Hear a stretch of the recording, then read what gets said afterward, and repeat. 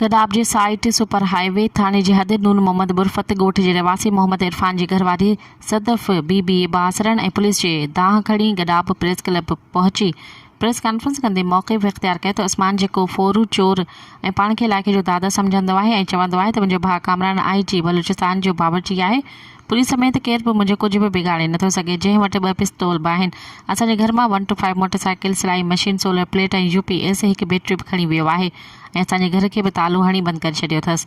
असांजे खाइण पीअण जा थांव ऐं लटा कपिड़ा घर में पियल आहिनि। असां गुज़िरियल 1 महीने खां भटकी रुली रहिया आहियूं, जंहिंजे ख़िलाफ़ असां दरख़्वास्त site super highway police station में बि ॾिनी आहे। शिकायती सेल जे इंचार्ज पहलवान उस्मान खे फ़ोन कयो त उस्मान साम्हूं बदतमीज़ी करणु लॻो, जंहिंखां पोइ पहलवान पुलिस मोबाइल उस्मान जे घर मोकिले, जंहिं ते उस्मान पुलिस मथां फायरिंग करे ॾिनी।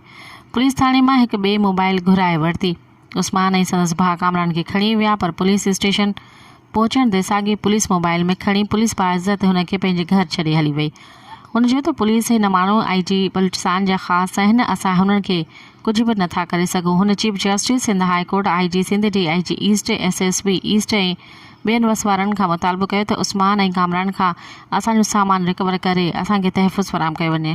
मज़ीद ख़बरनि ऐं तफ़सीलात लाइ विज़िट कयो असांजी वेबसाइट www.awamiNewsHD.com ऐं ॾिसंदा रहो अवामी न्यूज़ HD।